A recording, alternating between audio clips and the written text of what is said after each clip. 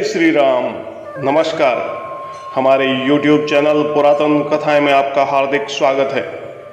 आज के इस भाग में हम आपको भगवान श्री राम द्वारा धनुष भंग करने तथा लक्ष्मण परशुराम संवाद के बारे में बताएंगे। पिछले भाग में हमने आपको पुष्प वाटिका प्रसंग तथा लक्ष्मण के क्रोध के विषय में बताया था और अब उससे आगे लक्ष्मण को अत्यंत क्रुद्ध व आवेश में देखकर राम ने संकेत से उन्हें अपने स्थान पर बैठ जाने का निर्देश दिया। वह गुरु विश्वामित्र की ओर देखने लगे, मानो पूछ रहे हों कि वर्तमान परिस्थिति में मुझे क्या करना चाहिए। विश्वामित्र ने कहा, वत्स, लक्ष्मण ने सूर्यकुल की जिस मर्यादा व गौरव का वर्णन किया है वह सत्य है। अब तुम धनुष पर प्रत्यंचा चढ़ाकर लक्ष्मण के वचन को सिद्ध करके दिखाओ। गुरु की आज्ञा पाकर राम मंद गति से पग बढ़ाते हुए शिव जी के धनुष के पास पहुंचे। राम को धनुष की ओर जाते हुए देखकर सीता व उसकी सखियां तथा जनकपुरवासी अत्यंत प्रसन्न हुए। उनकी इस प्रसन्नता को संशय ने घेर लिया। वे सोचने लगे कि जब इतने शक्तिशाली राजा व राजकुमार इस धनुष को हिला नहीं सके तो राम जैसे सुकुमार किशोर पिनाक की प्रत्यंचा चढ़ाने में कैसे सफल होंगे। सीता भी मन ही मन परमात्मा से प्रार्थना करने लगी कि हे सर्वशक्तिमान, इन्हें इनके उद्देश्य में सफलता प्रदान करें। मेरा हृदय भी इनकी ओर आकर्षित हो गया है, अतः इसकी लाज भी अब आपको ही रखनी है। हे प्रभु, आप अपनी अद्भुत शक्ति से इस धनुष को इतना हल्का कर दीजिए कि यह सहजता से इनके द्वारा उठाया जा सके। धनुष के पास पहुंचकर राम ने गुरु विश्वामित्र को और तत्पश्चात भगवान शंकर को प्रणाम करके धनुष को बीच से पकड़कर सरलता से उठा लिया और खेल ही खेल में प्रत्यंचित कर दिया। प्रत्यंचा चढ़ाकर ज्यों ही उन्होंने धनुष की डोर पकड़कर कान तक खींची, त्यों ही वह धनुष भयंकर शब्द करता हुआ तड़तड़ाकर टूट गया। इस नाद से कई दर्शक मूर्छित होकर भूमि पर गिर पड़े। धनुष भंग हो जाने पर सीता अपनी सखियों के साथ हाथ में वरमाला लिए मंथर गति से लजाती हुई वहां आई जहां धनुष को तोड़ने के पश्चात श्री रामचंद्र खड़े थे। सखियों के मंगलगान के बीच लजाते हुए, सकुचाते हुए एवं हर्ष के भावों से परिपूर्ण सीता ने धीरे से श्री राम के गले में वरमाला डाल दी। तभी वहां एक कोलाहल उत्पन्न होता है और भृगुकुल के ऋषि परशुराम सभा में प्रवेश करते हैं। उनकी वेशभूषा बड़ी भयंकर थी। उनकी बड़ी बड़ी जटाएं उनके तेजस्वी मुखमंडल पर बिखरी हुई थी। नेत्रों में क्रोध की लालिमा थी। कंधे पर धनुष बाण व हाथों में फरसा था। वो इस प्रकार सभा में आया जानकर सभी राजा उठ उठकर उन्हें प्रणाम करने लगे तथा पूरी सभा में भय और डर का वातावरण व्याप्त हो गया। इसी बीच स्वयं महाराजा जनक अपने आसन से उठकर आगे आए और भगवान परशुराम की चरण वंदना करते तथा अपनी पुत्री सीता को आगे कर उसका परिचय देते हुए आशीर्वाद देने का आग्रह करते हैं। परशुराम सीता को अखंड सौभाग्यवती होने का आशीर्वाद देते हैं तथा क्रोध से भरे हुए अपने लाल लाल नेत्रों से राजा जनक को घूरते हुए शिव धनुष के टूटने का कारण व तोड़ने वाले के विषय में पूछकर कहते हैं, मैं उस शिवद्रोही को इसी क्षण अपने फरसे से काटकर उसका वध कर दूंगा। तब राम आगे बढ़कर अत्यंत विनम्र वाणी में कहते हैं, नाथ शंभु धनु भंजनिहारा, होई ही क्यों एक दास तुम्हारा। प्रत्युत्तर में परशुराम शिव धनुष तोड़ने वाले को अपना सबसे बड़ा शत्रु मानते हुए कहते हैं, सुनहु राम जेहि शिव धनु तोरा, सहस बाहु सम सो रिपु मोरा। तो परशुराम कहते हैं, वह शिवद्रोही अलग हो जाए, नहीं तो इस एक व्यक्ति के दोष में समस्त राजा मारे जाएंगे। परशुराम की इस प्रकार की गर्वोक्ति सुनकर लक्ष्मण मुस्कुराते हुए परशुराम का अपमान करते हुए बोले, बचपन में हमने बहुत धनुष तोड़े थे, तब तो किसी ने क्रोध नहीं किया। इस धनुष से इतना अनुराग क्यों? लक्ष्मण के इस प्रकार के वचनों से कुपित होकर परशुराम जी बोले, राजा के छोकरे, तेरे ऊपर काल मंडरा रहा है। तुझे विश्व प्रसिद्ध इस शिव धनुष और साधारण धनुइयों में कोई अंतर नहीं दिखता? परिहास करते हुए लक्ष्मण ने कहा, हमारे लिए तो सब धनुष एक समान है। रामचंद्र जी ने जिसे नवीन समझकर छुआ वह जीर्ण धनुष छूते ही टूट गया तो कौन सी महान हानि हो गई। परशुराम जी का क्रोध बढ़ता जाता है और कहते हैं, मैं कोई साधारण वेद पाठी ब्राह्मण नहीं हूँ। बाल ब्रह्मचारी अति को ही विश्व विदित क्षत्रिय कुल द्रोही। मैं बाल ब्रह्मचारी अत्यंत क्रोधी क्षत्रिय कुलनाशक अपनी भुजाओं के बल से पृथ्वी को कई बार क्षत्रिय विहीन करके ब्राह्मणों को दान की है। सहस बाहु भुज छेद निहारा परशु बिलो कुमहीप कुमारा। परसे को चमकाते हुए लक्ष्मण को संबोधित करके कहते हैं, सहस्त्र बाहु की भुजाओं को काटने वाले मेरे इस भयानक फरसे को देख, यह बड़ा रक्त पिपासु है, गर्भों के बच्चों का भी नाश करने वाला है। लक्ष्मण परशुराम जी की बात को ज्यादा महत्व नहीं देते हुए कहते हैं, बार बार मुझे कुल्हाड़ी दिखाकर फूंक से पहाड़ उड़ाना चाहते हो? आप यज्ञोपवीतधारी भृगुवंशी हैं, इसीलिए मैं चुपचाप सहन कर रहा हूं। ब्राह्मणों पर वीरता दिखाने की हमारी वंश परंपरा नहीं है, क्योंकि ब्राह्मण गौ स्त्री को मारने से पाप लगता है।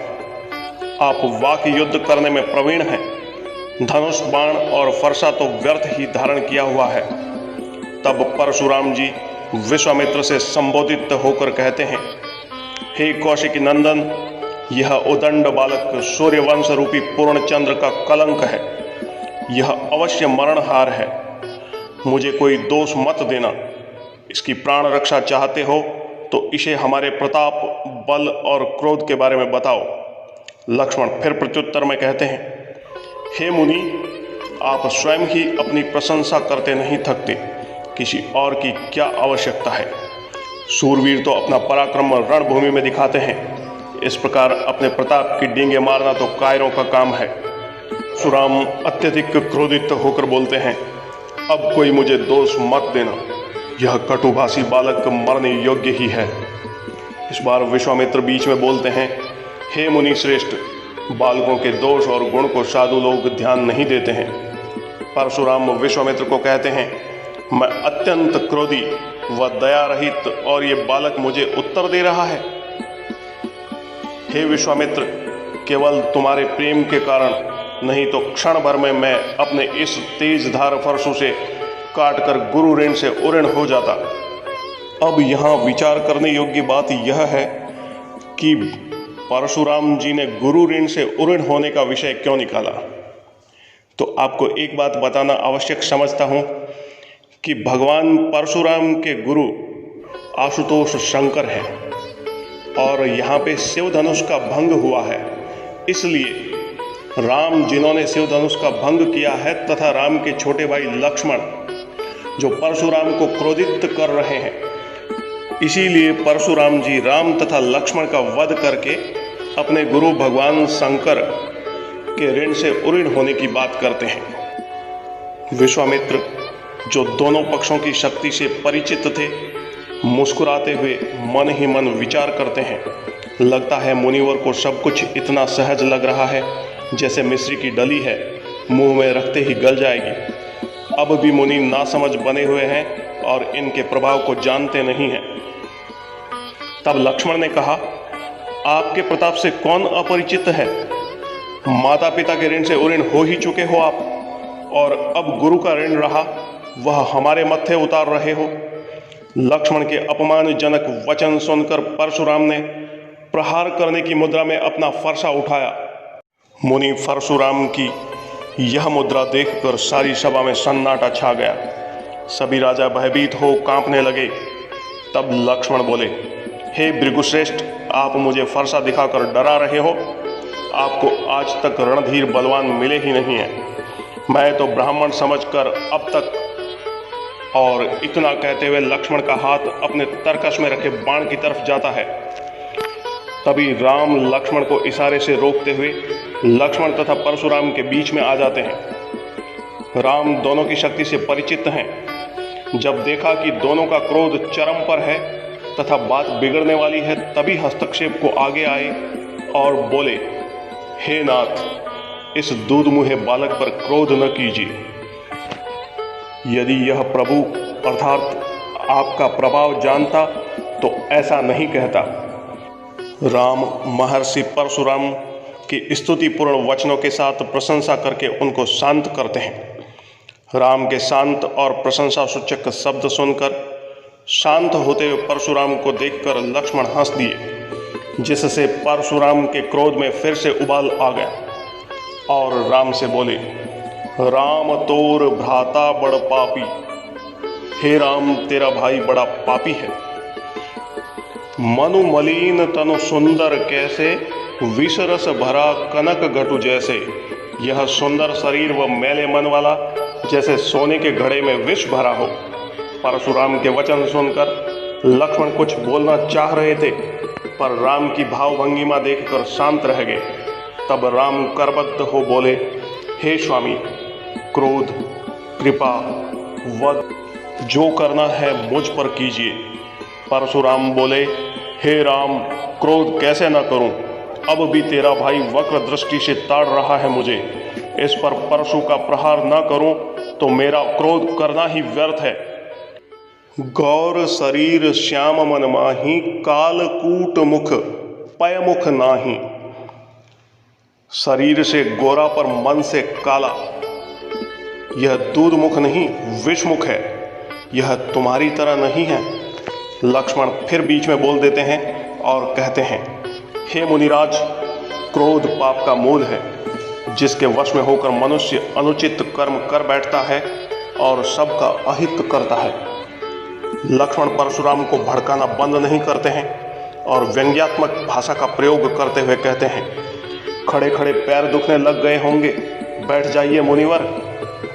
लक्ष्मण की बात सुनकर परशुराम का क्रोध पल प्रतिपल बढ़ता है और जनकपुर वासी भी मन ही मन विचार करते हैं कि ये छोटा तो बड़ा खोटा है। क्रोधित मुनि परशुराम राम की तरफ देखकर कहते हैं, मेरे इस फरसे की घोर करनी सुनकर राजाओं की स्त्रियों के गर्भ गिर जाते हैं। उसी फरसे के सामने इस शत्रु राजपुत्र को जीवित देख रहा हूं। लक्ष्मण परशुराम का संवाद यहीं समाप्त हो जाता है। इसके आगे राम मोर्चा संभाल लेते हैं। आज के भाग में बस इतना ही। राम परशुराम संवाद तथा वैष्णव धनुष के विषय में हम आपको अगले भाग में बताएंगे। हमारा आज का प्रयास आपको पसंद आया हो तो लाइक अवश्य करें, हमारे चैनल को शेयर करें, सब्सक्राइब करें तथा अपने सुझाव कमेंट्स बॉक्स में अवश्य लिखें। धन्यवाद।